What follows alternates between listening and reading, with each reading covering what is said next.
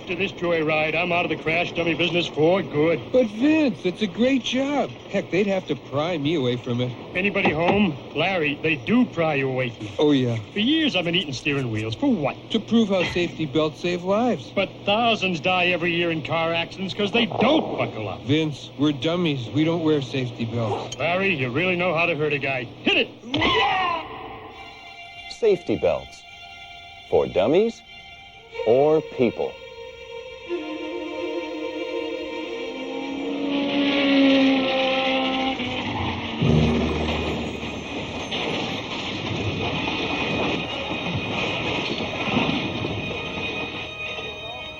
Yeah, I hope he's okay. Yeah, he's okay. I don't believe that.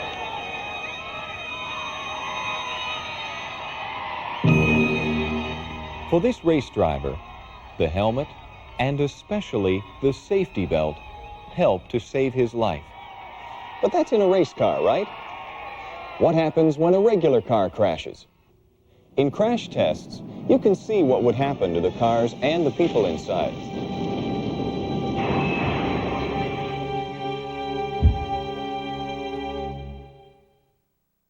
Of course, scientists don't use real people in these tests. Dummies that move like we would are used to show what would happen to people.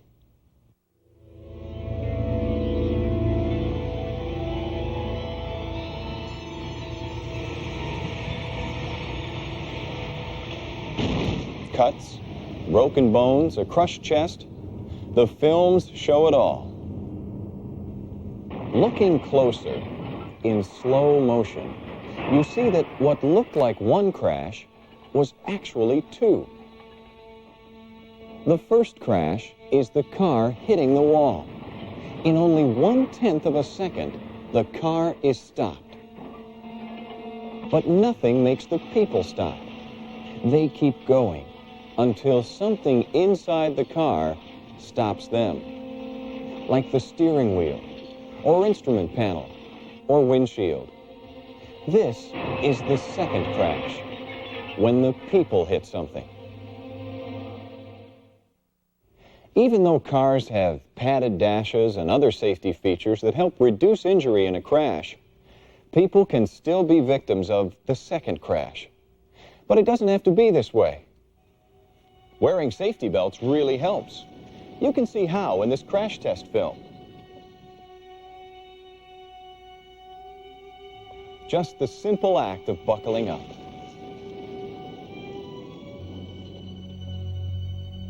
Wearing safety belts holds you while the car takes the force of the crash. If you wear safety belts, they'll help prevent you from being thrown from the car in an accident. If you get thrown out, you are more likely to be killed or injured. Recently in Europe, safety belts were tested by real people.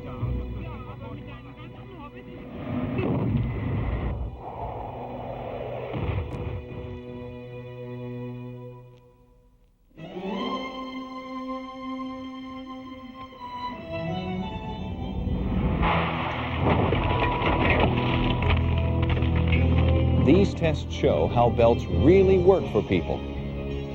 And as you can see, the only restraints used in these tests were safety belts.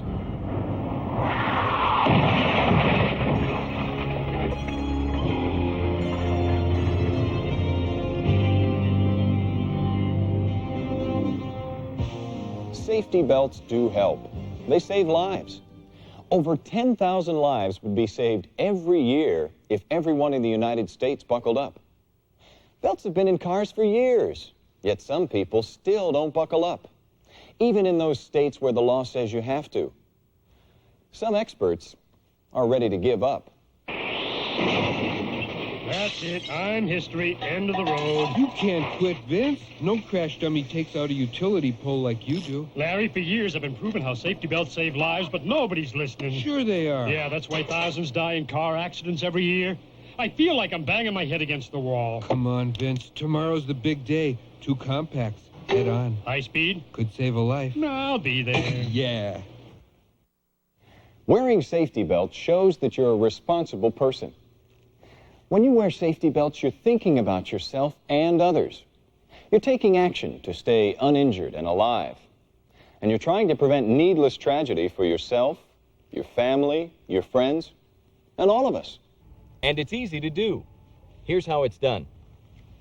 When you wear your belt, we want it low on your body and pretty tight. See, this belt is loose. Don't wear it like this. And don't wear it up here. That won't help you. When you wear your belt, you want it to be low and tight.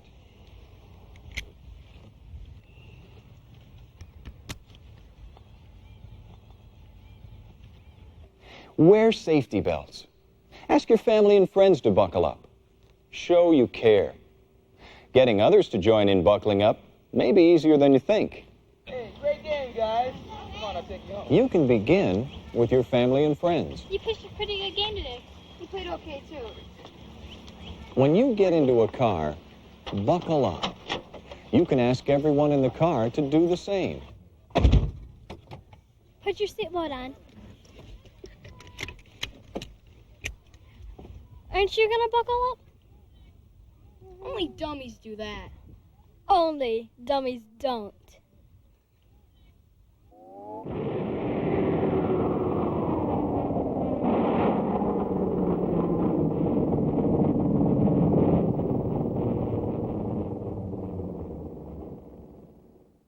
I guess you're right.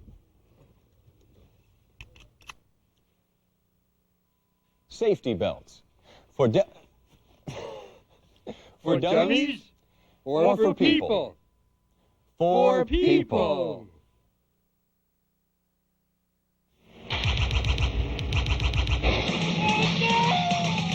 We are the dummies, crashing our through, busting our heads just for you. My name is Vince. This job makes me sore. If you'd buckle up, I wouldn't do it no more. They call me Larry. I'm a dummy too. When you don't buckle up, the dummy is you. These are professional dummies. Do not attempt this at home. Buckle that belt.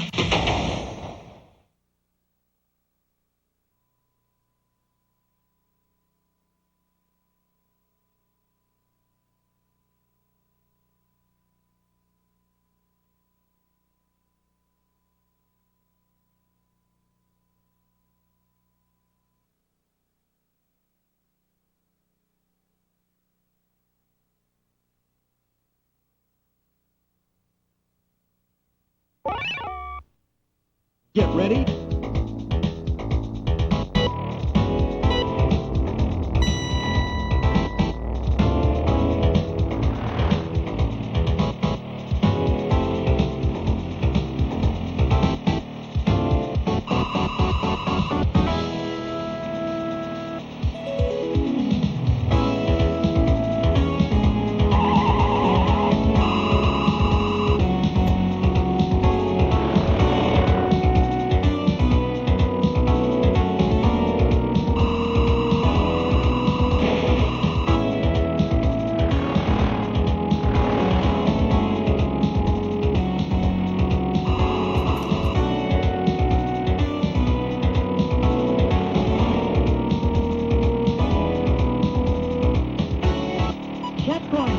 It's fun to play a game like this, trying to maneuver a car through traffic in the least possible time.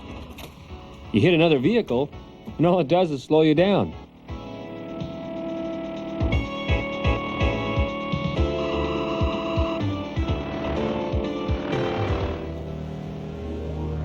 It doesn't work that way when you're driving real cars.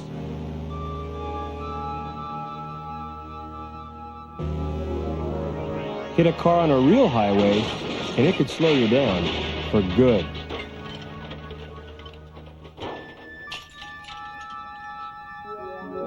You could be disabled or killed. So could the people riding with you, your brothers, your sisters, your friends, your parents, people riding in the other vehicle. Driving a car for real is a lot like playing a video game. Except it can be the game of your life. The way you play it can keep you alive. Or it can cripple you. Or it can cut your life short in an instant. Just like that. It's been found that it takes 3 things to be able to operate a car properly. Number one is you have to be able to see clearly. You have to pass vision tests before you can get your permit to drive. You must be able to see the roadway and other vehicles around you. It's the same with that great video game you're playing. You have to be able to see what you're doing. Number two, you must have good muscular coordination to make the moves you have to make to operate a vehicle. And number three, you have to be able to use good judgment to take the right action in an emergency.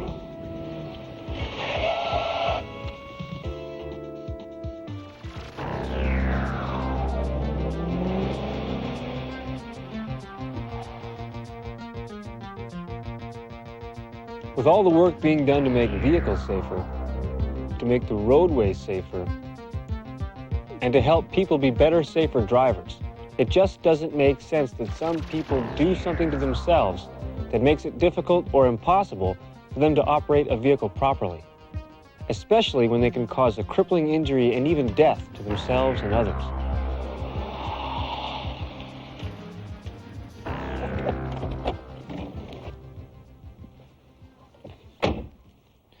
I'm talking about what people can do to themselves and their friends when they try to drive after drinking beer, wine, whiskey, any beverage containing alcohol. Drinking beverages containing alcohol and then driving, it's like putting on a pair of fuzzy glasses. How'd you like to play that great video game when everything is out of focus and you can't see straight?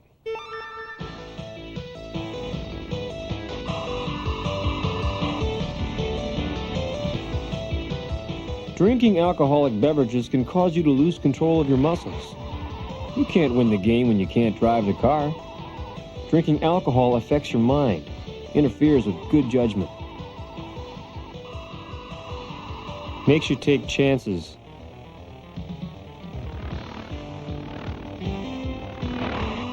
Do stupid things that you think are smart. Makes you drunk. You can't win any game when you're not at the peak of your performance. In fact, if you drink alcoholic beverages and then drive, chances are good you'll lose. You could take somebody's life. Maybe even your own.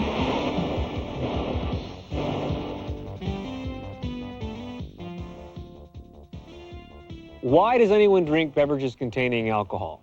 People who drink alcoholic beverages, beer, wine, and whiskey, do so because it makes them feel relaxed. Too much alcohol causes your brain and your body to get too relaxed or confused to perform a task like driving a car. How alcohol affects you depends on several things, but the most important is how much you drink. The same amount of alcohol is contained in this 12-ounce can of beer, this 5-ounce glass of wine, or this 1.5-ounce shot of whiskey. No matter which one you drink, it's the total amount of alcohol that enters your body that counts, and how fast you drink it. 3 cans of beer contain the same amount of alcohol as 3 glasses of wine, or 3 drinks that each contain a shot of whiskey.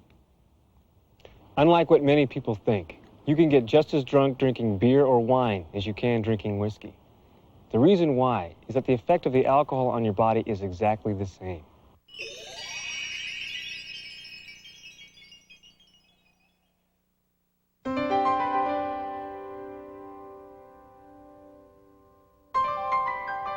The alcohol goes to your stomach, then into the bloodstream.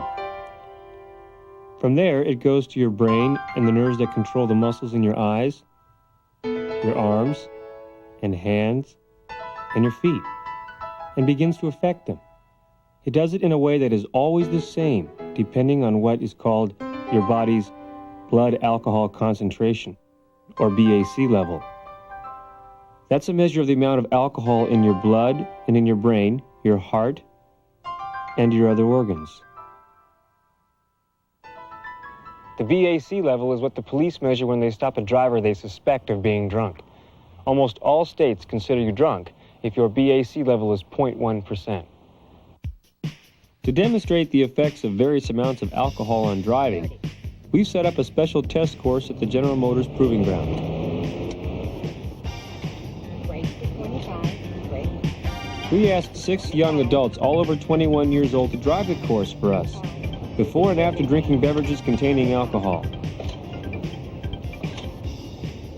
At this point, the drivers have not had anything alcoholic to drink, so their BAC levels are 0. 30. Break 25. Even though the course is tough, it can be driven successfully by drivers who are sober. 30. But what if they had been drinking? Break. These 6 young adults volunteered to help us find out. They are all college graduates and are now medical students, soon to be doctors. A recognized international expert on the problems caused by drinking and driving is on hand to supervise the test and pour drinks containing equal amounts of alcohol. To start the test, each driver is given 3 drinks. They have their choice of beverages, but remember, no matter what they select, each will drink the same amount of alcohol.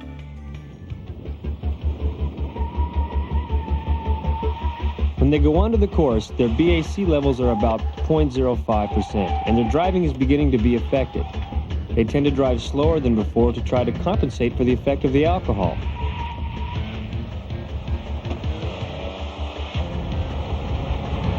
These drivers, like most people, can't react as quickly or correctly in an emergency as they would have if they hadn't been drinking.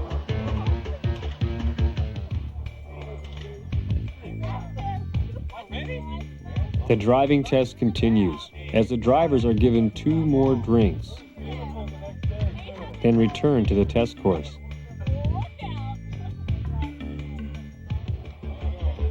By now, their BAC levels are approaching 0.1%. Their brains and nerves are affected noticeably by the alcohol. They lose the caution they show after 3 drinks and begin to drive faster again. But their movements are choppier and more exaggerated. They take longer to react to what they see and hear, especially the unexpected. When directed to turn quickly to avoid a barrier, they fail. They can't make the right decision fast enough because their judgment is impaired. They have reached the point most states use to say that a person is legally driving while intoxicated, or as you might say it, driving drunk. That level is 0.1% BAC. If they were out on the highway, their chances of having an accident would be at least 6 times greater than if they hadn't been drinking. And remember, this test is being conducted in daylight. These drivers would be having a lot more trouble at night.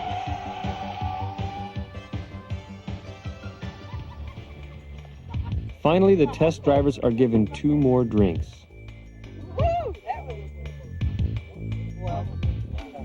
This will take their BAC levels well over 0.1%, beyond the point that most states use to define drunkenness.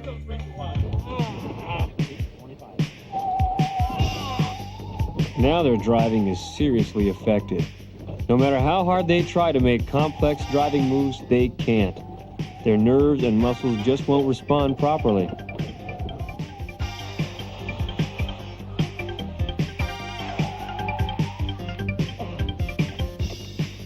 Please, get me out of here.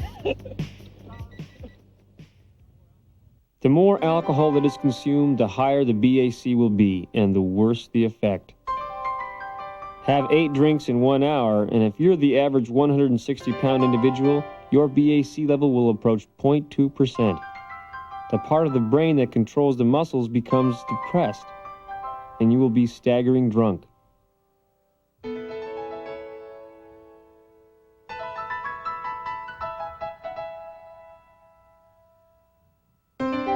Then the part that controls emotional behavior is affected.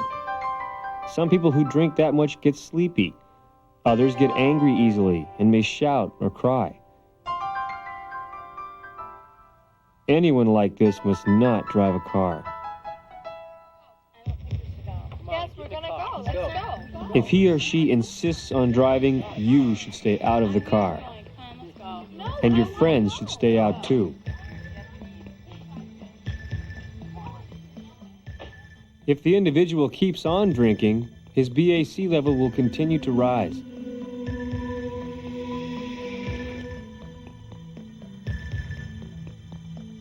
0.3%, he will become extremely confused and may fall asleep.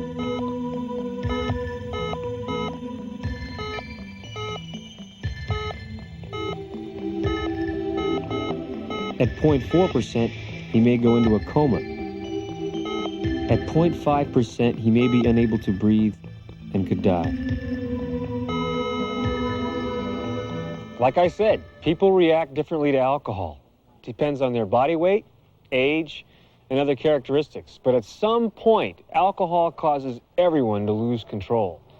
When that happens to the driver of a car, an accident can happen. About 2 million crashes every year involve drivers who have been drinking.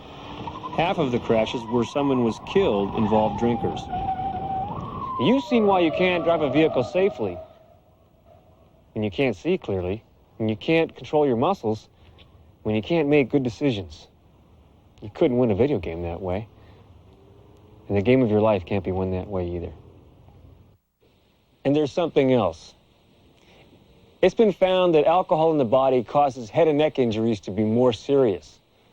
What might have been a minor head injury to a person who wasn't drinking could be a severe problem and lasting injury to someone who was.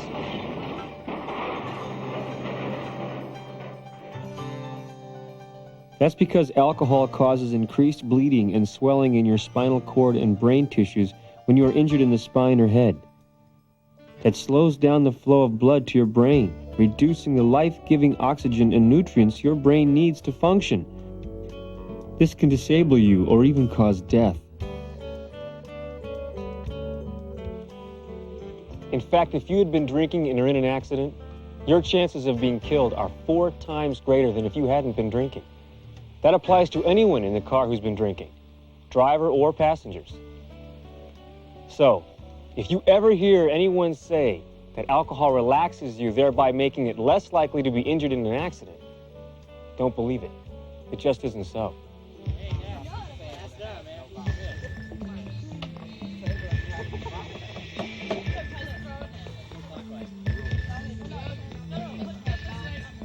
Alcohol can be addictive. In almost every state, the law says you can't drink until you're 21, but many underage people are drinking. And at the rate this is happening, 1 out of 20 can become addicted to alcohol.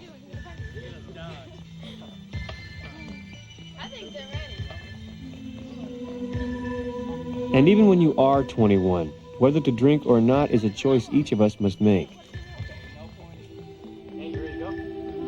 But at any age, there can be no choice when it comes to drinking and then driving. Or riding in a car with a driver who has been drinking. Don't do it. Because if you do, your chances of being in a crash are greatly increased.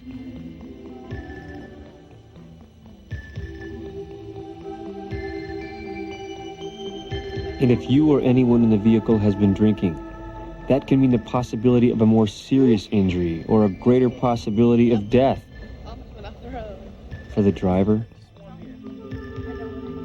for others in the car, friends, or family. For innocent people riding in other vehicles.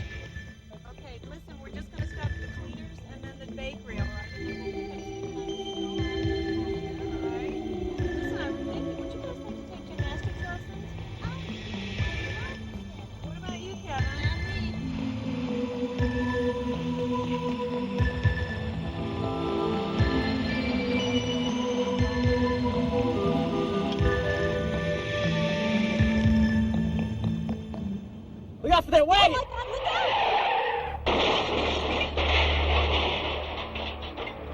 You've just seen what can happen to you and others if you allow yourself to drink and drive, or ride in a car with some driver who has been drinking. Drunken driving takes thousands of lives every year. Your generation can be different. You have control. Drinking and driving can be a dead end. It's up to you. When the time comes for you to get behind the wheel of a motor vehicle, it can be the game of your life. And that's the game you really want to win.